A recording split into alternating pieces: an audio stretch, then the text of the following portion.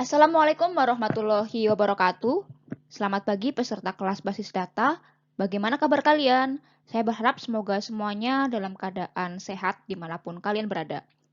Di sini saya, Mai Silviana Saputri, akan menyampaikan materi mengenai database concept and architecture.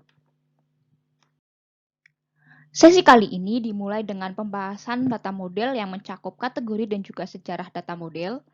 Setelah itu kita akan membahas skema database, khususnya triskema arsitektur. Lalu akan dibahas juga mengenai komponen DBMS. Yang terakhir kita akan mempelajari DBMS arsitektur. Kita mulai bahasan pertama dengan definisi dari data model. Jadi data model merupakan sekumpulan konsep untuk mendeskripsikan struktur dari sebuah database. Struktur ini dapat berupa tipe data, relasi, termasuk juga constraint atau batasan-batasan yang harus dipenuhi oleh database. Dalam data model, terdapat operasi-operasi khusus.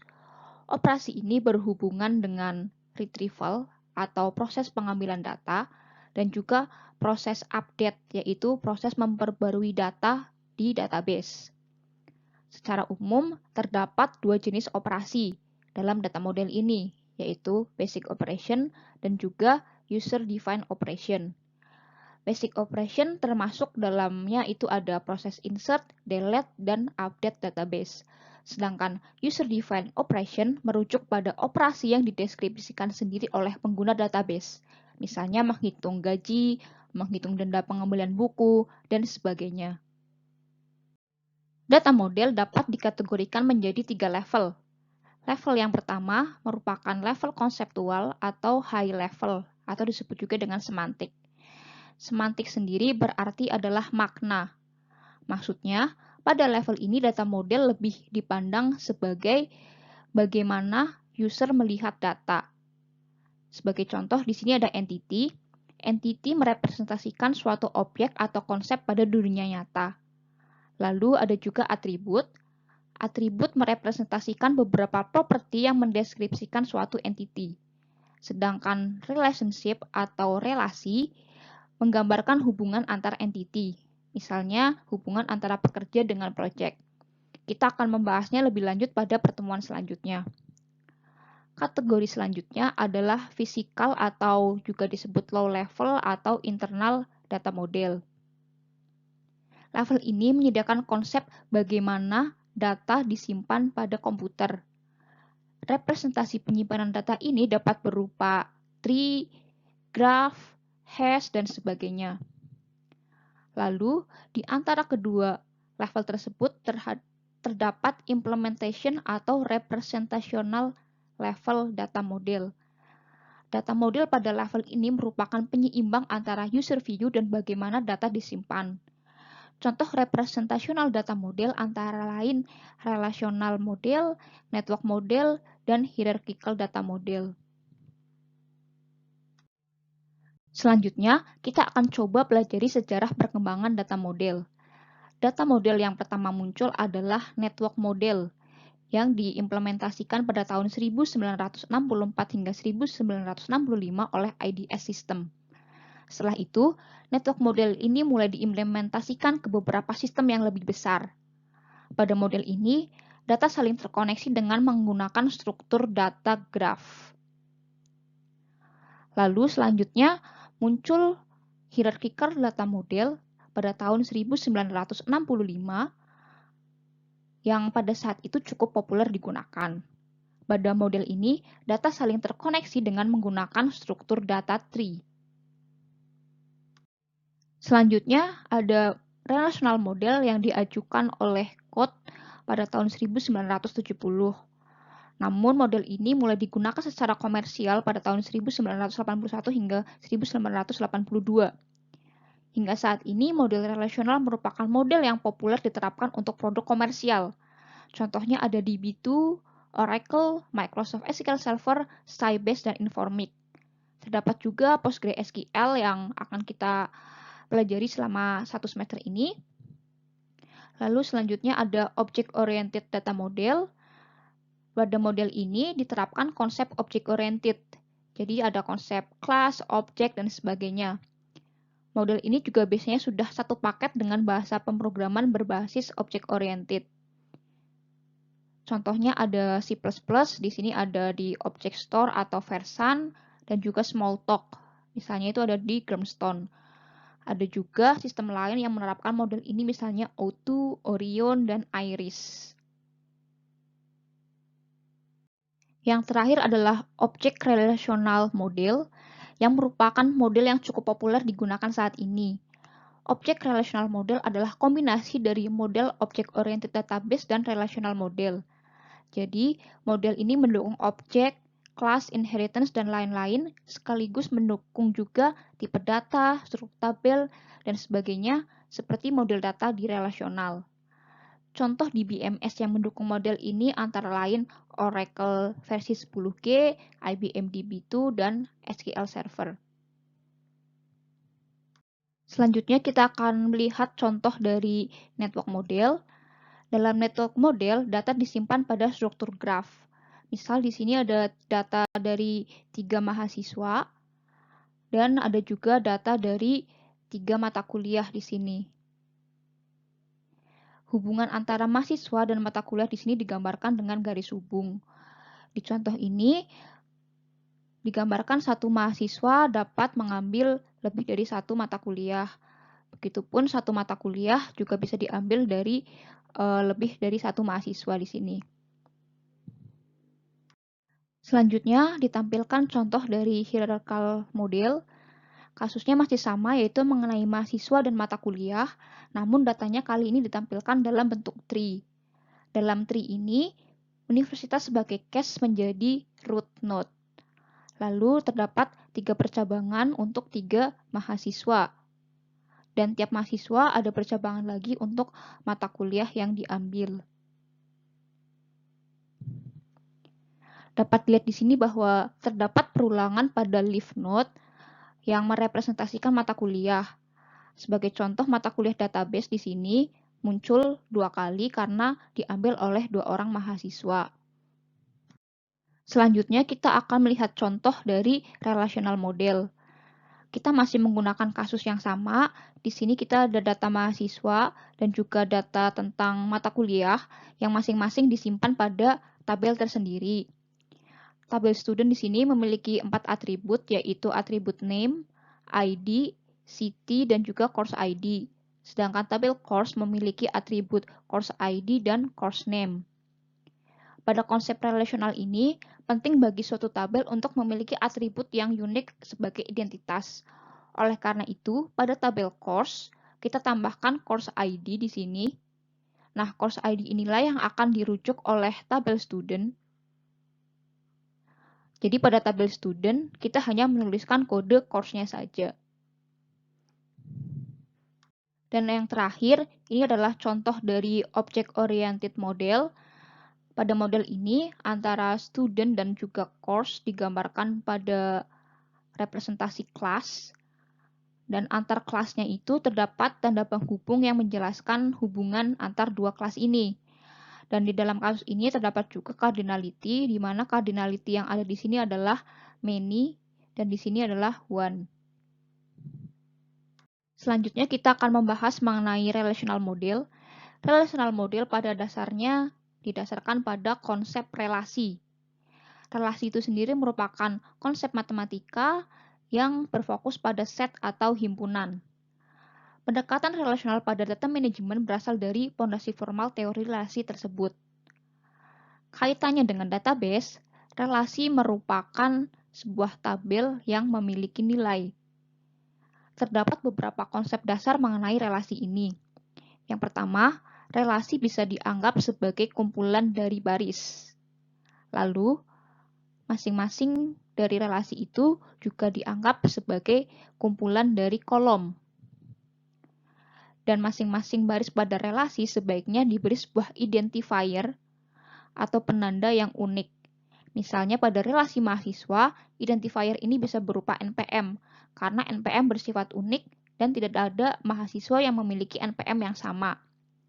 Selanjutnya, masing-masing kolom bisa disebut juga sebagai nama kolom, atau disebut juga sebagai nama header ataupun nama atribut. Berikut ini ditampilkan contoh relational tabel. Pada contoh ini terdapat 5 tabel relasional pada database universitas. Tabel tersebut antara lain student, course, section, lalu ada grade report, dan juga prerequisite. Bisa kita lihat di sini, pada tiap tabel itu mereka tersusun atas beberapa baris, dan juga tersusun juga atas beberapa kolom. Contohnya untuk tabel student ini, di sini dapat 2 baris dan 4 kolom. 4 kolom yang bisa disebut sebagai atribut ini ada 4, ada name, student number, class, dan juga major. Nah, salah satu konsep lain dalam relational tabel itu adalah yang namanya tuple. Tuple merupakan keseluruhan dalam satu baris. Misalnya di sini ada Brown dengan student number 8, kelas 2, dan major CS. Ini dianggap sebagai satu tuple.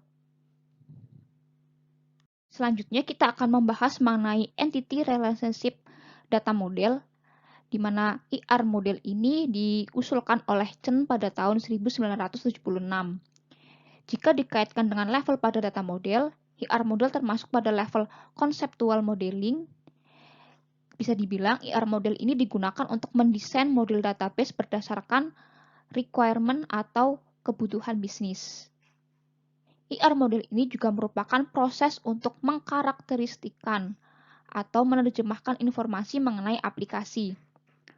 Dalam IR model ini terdapat 2 konsep dasar, yaitu entity dan relationship. Entity merepresentasikan suatu objek atau konsep pada dunia nyata, sedangkan relationship mendeskripsikan hubungan antar entity. IR model juga mudah dipahami dan dipelajari, karena pada dasarnya IR model merupakan diagram rancangan kebutuhan bisnis, jadi belum dibahas implementasi teknis basis datanya. IR model ini juga sangat cocok digunakan untuk pengembangan database relasional. Terakhir, IR model ini pada dasarnya tidak mendukung adanya konsep inheritance atau pewarisan. Konsep inheritance ini sendiri akan didukung oleh suatu konsep yang bernama EER atau Enhanced Entity Relationship Data Model. Di sini ditampilkan contoh IR diagram untuk database bank. Saya akan menjelaskannya secara singkat saja, karena kita akan membahas lebih lanjut IR diagram ini pada sesi ketiga. IR diagram ini menggambarkan entity di bank atau objek-objek yang terlibat pada proses bisnis di bank. Entity ini digambarkan dengan persegi panjang. Jadi dalam contoh IR diagram ini terdapat 5 entity pada kasus ini, yaitu di sini ada bank, lalu ada bank branch, ada account, loan, dan yang terakhir terdapat entity customer. Untuk setiap entity terdapat yang namanya atribut, di mana atribut itu digambarkan dengan simbol oval. Jadi misalnya untuk entity bank ini atributnya meliputi address, name, dan juga code. Lalu antar entity di sini dihubungkan dengan tanda belah ketupat yang merepresentasikan relationship atau hubungan. Misalnya di sini ada entity bank memiliki hubungan dengan bank branch melalui relationship branches. Kita akan mempelajari lebih lanjut konsep ini pada sesi selanjutnya. Selanjutnya kita akan membahas mengenai skema.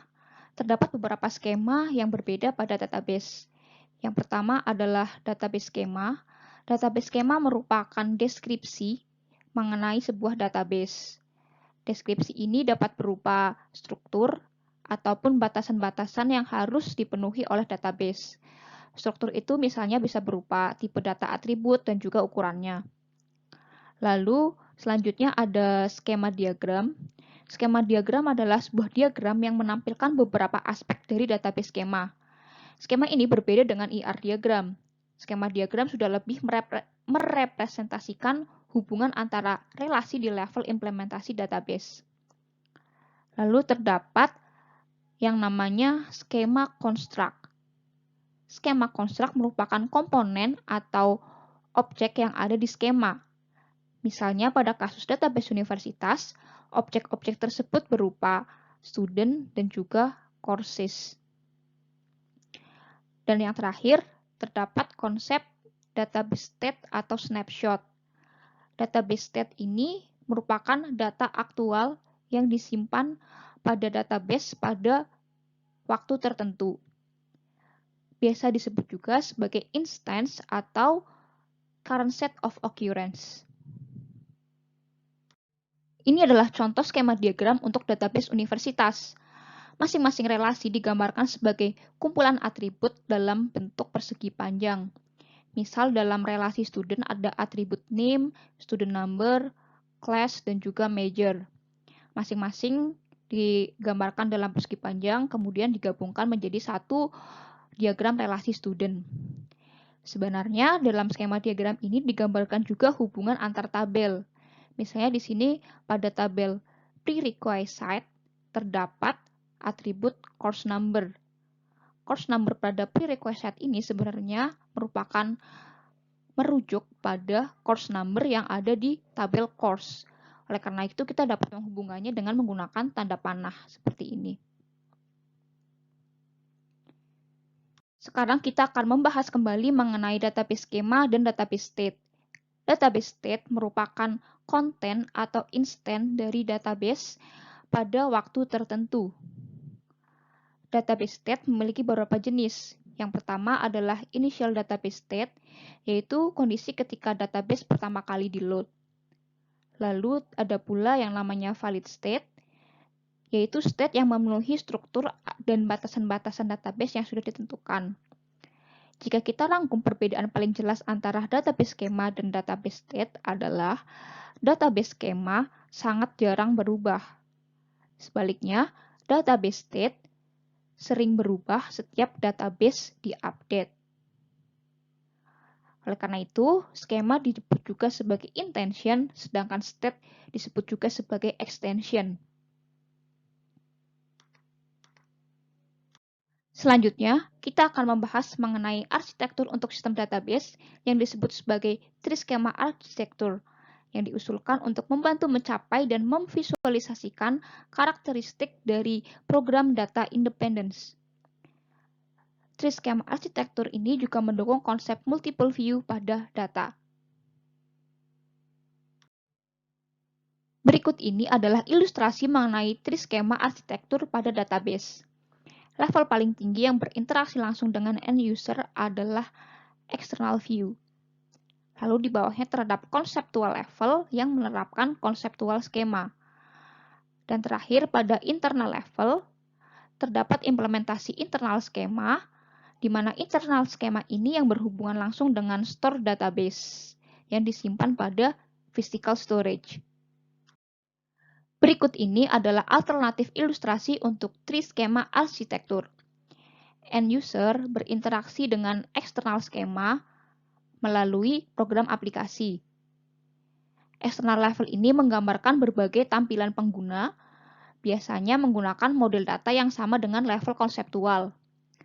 Lalu, skema konseptual pada level konseptual ini menggambarkan struktur dan batasan untuk keseluruhan database untuk komunitas pengguna. Pada level ini diimplementasikan dengan model data konseptual atau implementasi. Contohnya ada model data relasional, network, dan hierarchical data. Selanjutnya, skema internal menggambarkan struktur penyimpanan fisik dan akses path ke data. Biasanya menggunakan model data fisik atau physical model. Contoh implementasinya misalnya data disimpan pada struktur data tree atau graph.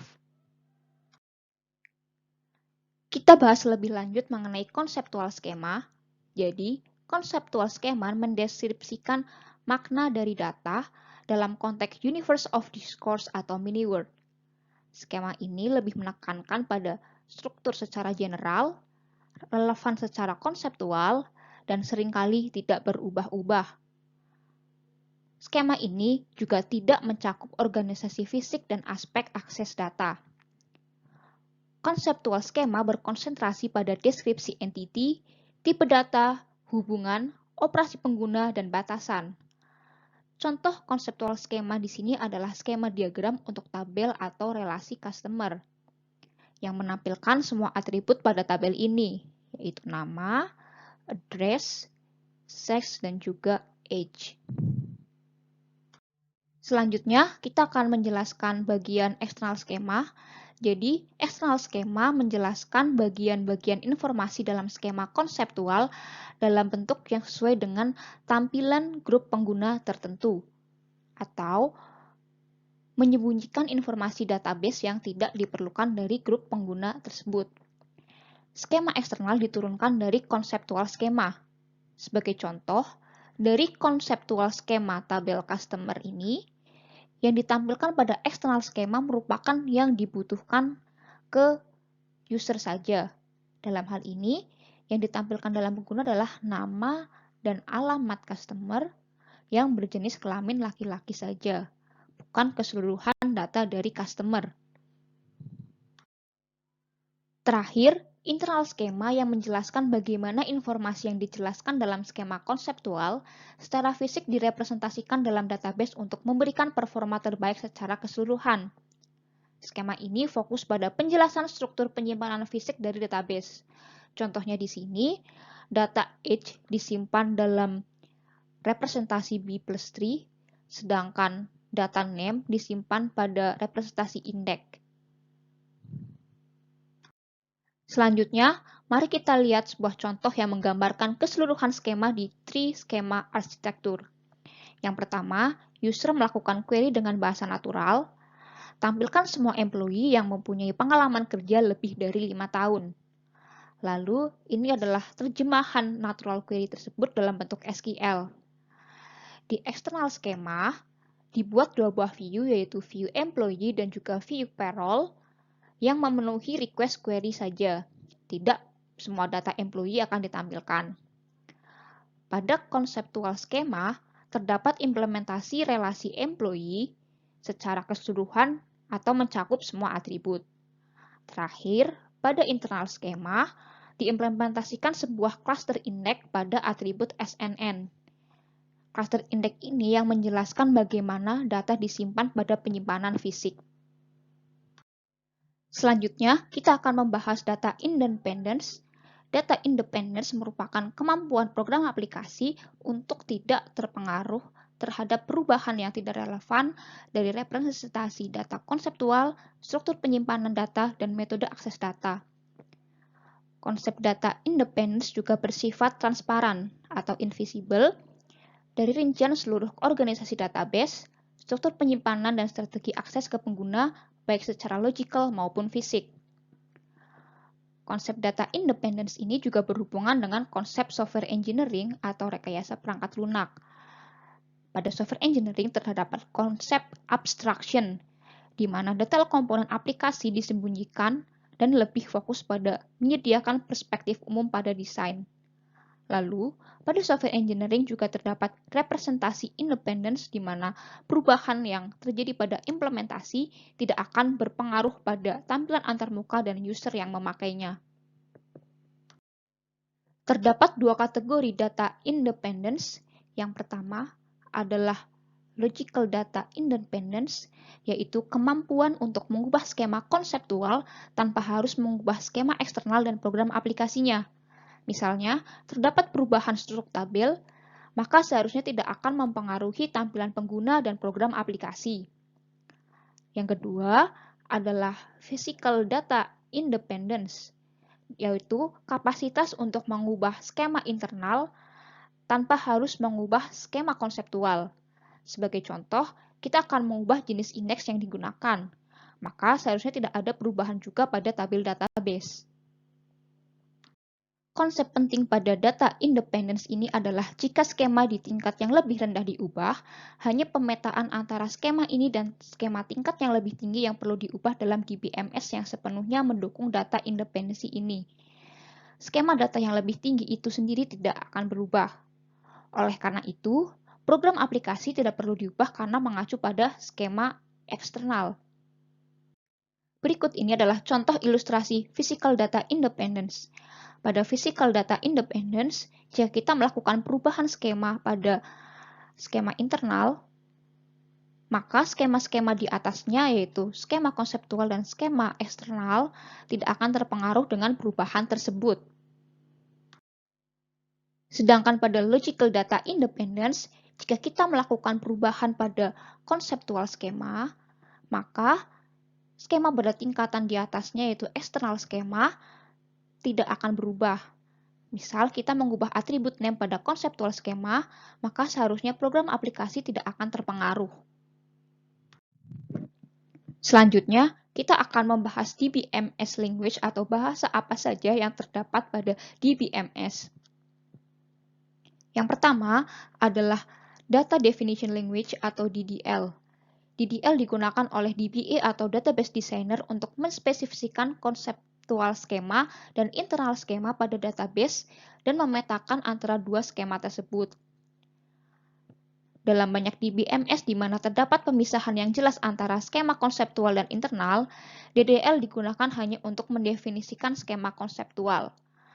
Skema internal didefinisikan dengan Storage Definition Language atau SDL, dan view atau tampilan pengguna didefinisikan dengan menggunakan View Definition Language atau VDL.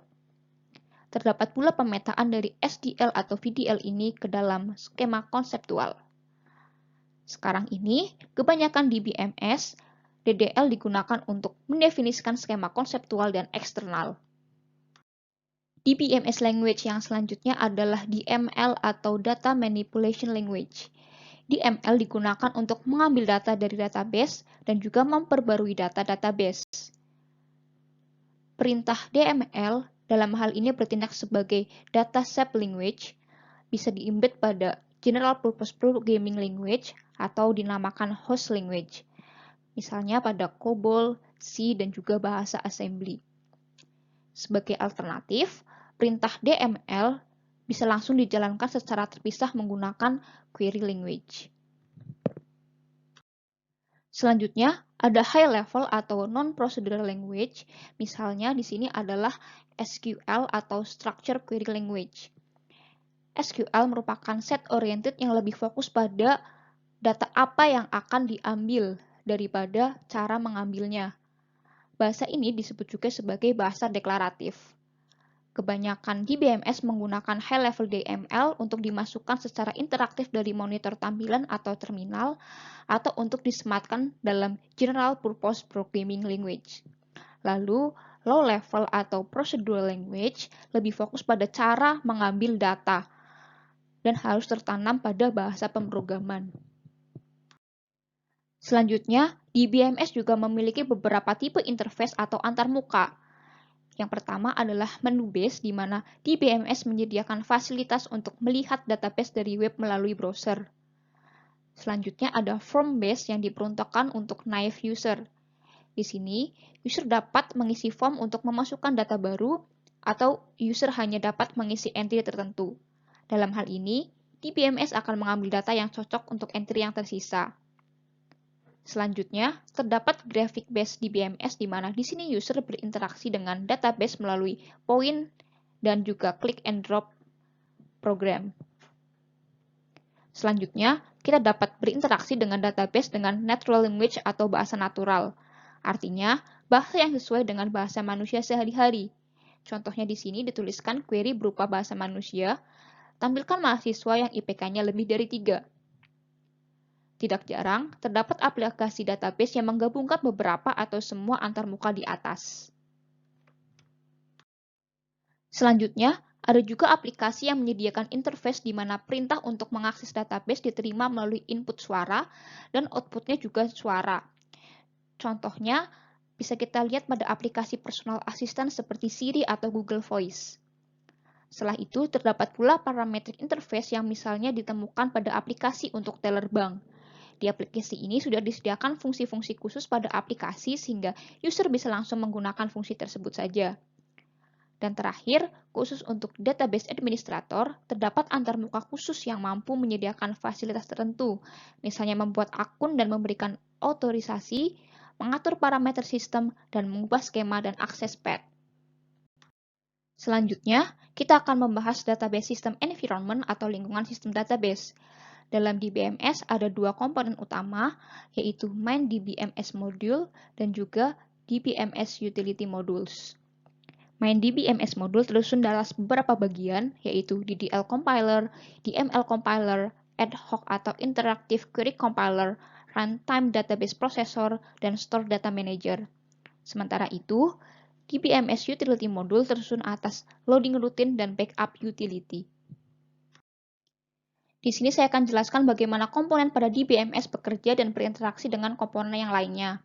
Ilustrasi ini dibagi menjadi dua bagian utama, yaitu bagian atas gambar yang menjelaskan mengenai aplikasi yang digunakan oleh pengguna atau istilahnya antarmuka yang digunakan oleh pengguna, dan bagian bawah yang menjelaskan internal DBMS yang bertanggung jawab untuk penyimpanan data dan pemrosesan transaksi. Di sini ada tampilan antarmukanya, ada bagian yang terpisah untuk DBA staff, untuk casual user, application programmer, dan juga parametric user. DBA staff bekerja untuk memberikan perintah-perintah DDL statement dan juga perintah-perintah khusus. Kemudian DDL statement dan perintah khusus ini, khususnya untuk DDL statement, akan diproses dengan menggunakan DDL compiler. DDL compiler ini memproses definisi skema yang ditentukan dalam DDL dan menyimpannya ke dalam metadata atau katalog. Katalog tersebut mencakup informasi seperti nama dan ukuran file, nama dan tipe data di item, data penyimpan file, dan lain-lain. Selain itu, katalog juga menyimpan banyak jenis informasi lain yang diperlukan oleh modul DBMS. Kemudian di sini ada casual user. Casual user ini berinteraksi dengan database melalui menu atau formulir khusus yang digunakan untuk menghasilkan query yang interaktif. Query ini kemudian diurai dan divalidasi menggunakan query compiler, di mana query compiler ini juga nanti akan ada optimisasi. Selanjutnya di sini pada application programmer yang bertugas untuk membuat program aplikasi dengan bahasa pemrograman tertentu. Di sini terdapat precompiler yang berfungsi untuk mengekstrak perintah DML dari program aplikasi yang ditulis dari bahasa pemrograman. Perintah ini dikirim ke DML compiler untuk dikompilasi menjadi kode objek untuk mengakses database. Program lainnya dikirim ke kompilator bahasa host. Kode objek untuk perintah DML dan program lainnya ditautkan membentuk transaksi terekam atau chain transaction. Chain transaction ini dieksekusi untuk mencakup panggilan ke runtime database processor. Transaksi terekam atau chain transaction ini dieksekusi berulang kali oleh parametric user. Setiap eksekusi dianggap sebagai perintah terpisah. Sebagai contoh adalah transaksi penarikan bank di mana nomor rekening dan jumlahnya dapat diberikan sebagai parameter. Di bagian bawah gambar, yaitu di sini ada runtime database processor, menjalankan 3 tugas, yaitu perintah istimewa, rencana query yang dapat dieksekusi, dan transaksi terekam atau chain transaction. Dia bekerja juga dengan store data manager di sini, yang pada gilirannya menggunakan layanan sistem operasi dasar untuk menjalankan operasi input-output antara disk dan memori utama. Di sini proses basis data waktu memproses aspek lainnya selain transfer data seperti pengolahan buffer di memori utama.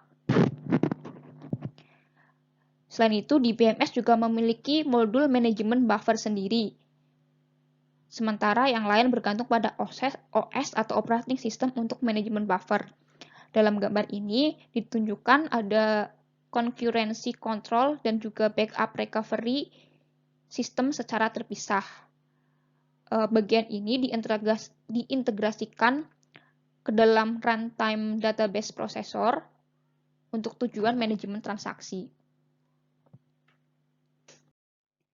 Selanjutnya, terdapat database system utilities di mana bagian ini berguna untuk menjalankan beberapa fungsi seperti memuat data yang disimpan dalam file ke dalam database, termasuk alat konversi data, membackup database secara berkala pada tab, menata ulang struktur file database, menjalankan fungsi untuk mengenerate laporan, utilitas pemantauan kerja, dan fungsi lainnya seperti pengurutan, pemantauan pengguna, dan kompresi data.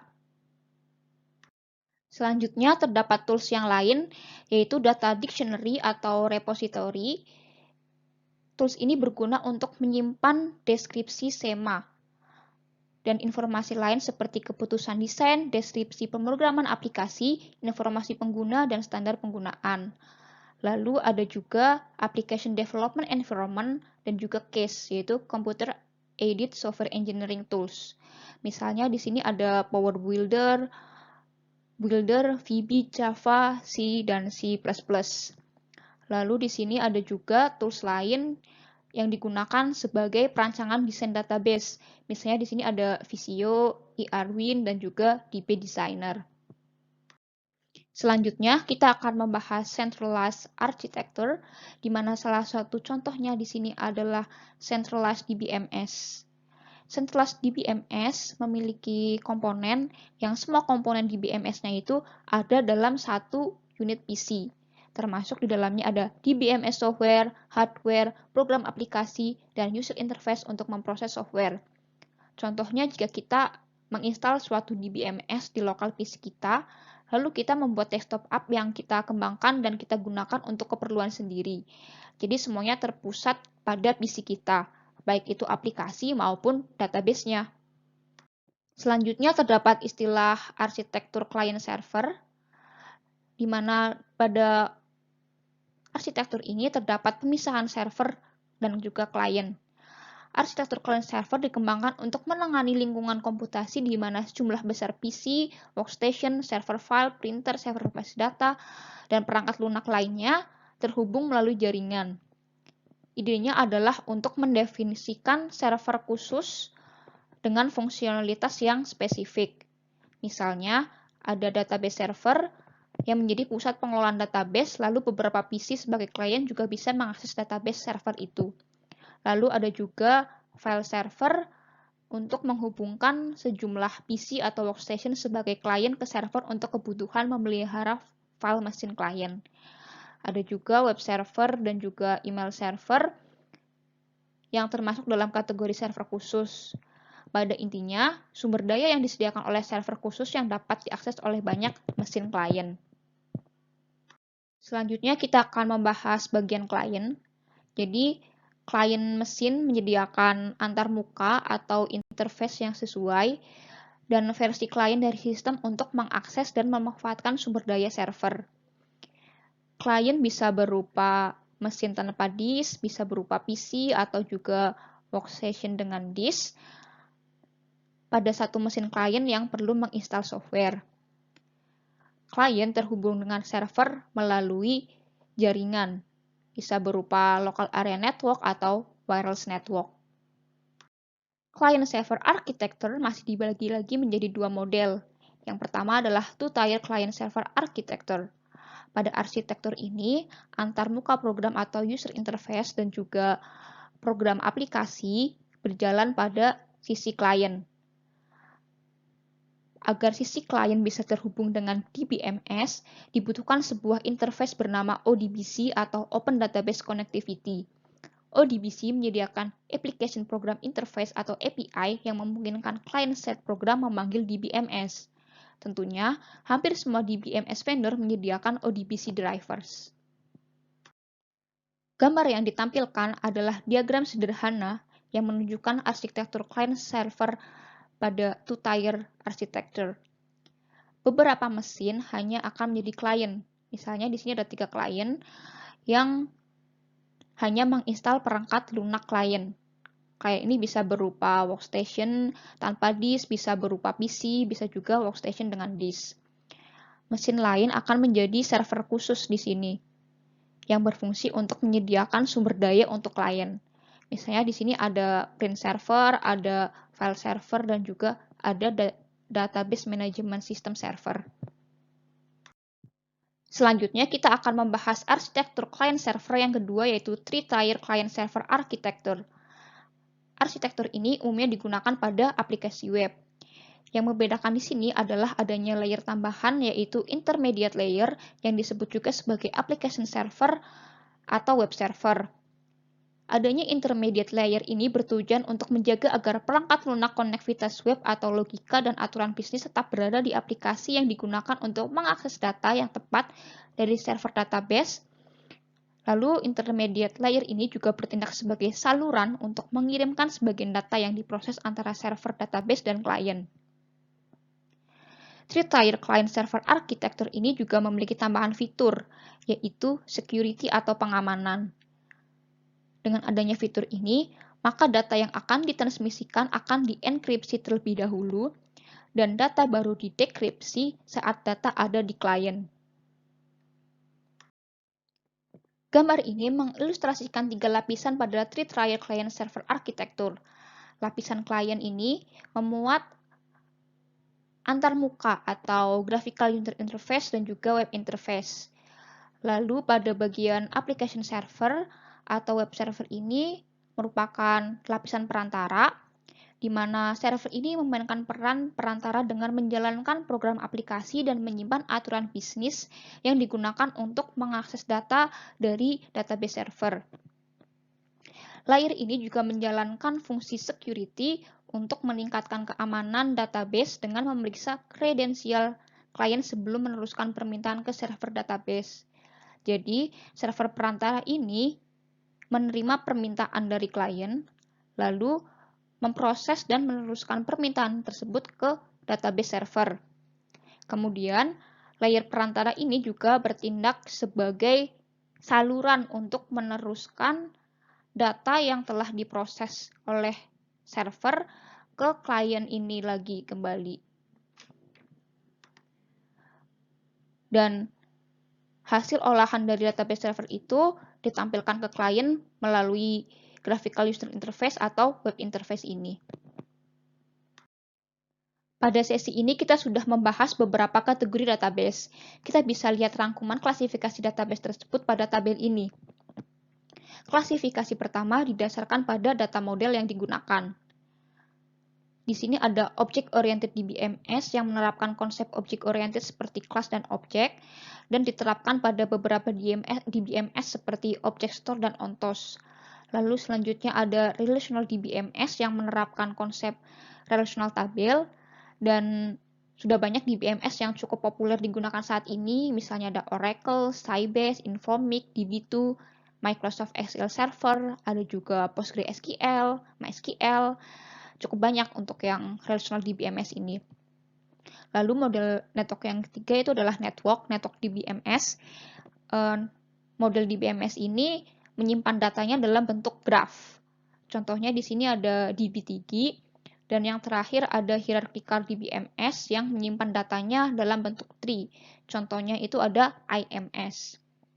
Selanjutnya, database diklasifikasikan berdasarkan jumlah usernya. Di sini dibagi menjadi single user dan multi-user. Di single user DBMS, satu user hanya menggunakan DBMS untuk user diri sendiri. Biasanya kasus ini digunakan ketika kita menggunakan DBMS pada PC lokal kita. Lalu ada juga multi-user DBMS, di mana satu database di DBMS dapat diakses oleh banyak user. Lalu berdasarkan jumlah site, database dibagi menjadi 3 kategori. Yang pertama itu centralized DBMS, di mana mesin pemroses datanya hanya ada di satu tempat terpusat. Contohnya di sini ada Oracle dan Sybase. Lalu ada distribute DBMS, di mana DBMS software didistribusikan pada beberapa mesin sehingga data diproses secara distribute pada beberapa mesin tersebut. Contoh DBMS yang menerapkan data distributed ini adalah R-Bintang, R-Star. Dan untuk yang sekarang ini, ada juga yang namanya Hive, DBMS Hive yang menerapkan distribute DBMS juga. Selanjutnya di sini ada federated DBMS yang terbagi menjadi homogen dan heterogen DBS. Federated ini menerapkan distributed DBMS karena menggunakan beberapa set secara bersamaan. Di sini ada DBS homogen yang menggunakan perangkat lunak DBMS yang sama di semua situs atau perangkat. Sedangkan DBMS heterogen menggunakan perangkat lunak DBMS yang berbeda di setiap situs atau perangkatnya. Lalu, klasifikasi DBMS yang terakhir yaitu berdasarkan cara mengakses metode akses untuk ke database-nya. Di sini ada dua jenis yaitu General Purpose dan Special Purpose DBMS. General Purpose DBMS bertujuan untuk memenuhi kebutuhan aplikasi sebanyak mungkin. Jadi perintah-perintahnya juga masih standar. Sedangkan Special Purpose DBMS dirancang dan dibangun untuk aplikasi tertentu dan sistem seperti itu tidak dapat digunakan untuk aplikasi lain tanpa perubahan besar. Contohnya itu pada aplikasi reservasi maskapai penerbangan dan juga sistem direktori telepon yang dikembangkan untuk tujuan khusus. Hal ini termasuk dalam kategori Online Transaction Processing atau OLTP yang harus mendukung banyak transaksi bersamaan tanpa menimbulkan penundaan yang berlebihan. Jadi, materi Database Concept and Architecture sudah selesai dibahas. Semoga pembahasan materi ini mudah untuk dimengerti. Cukup sekian dari saya, sampai jumpa di materi selanjutnya.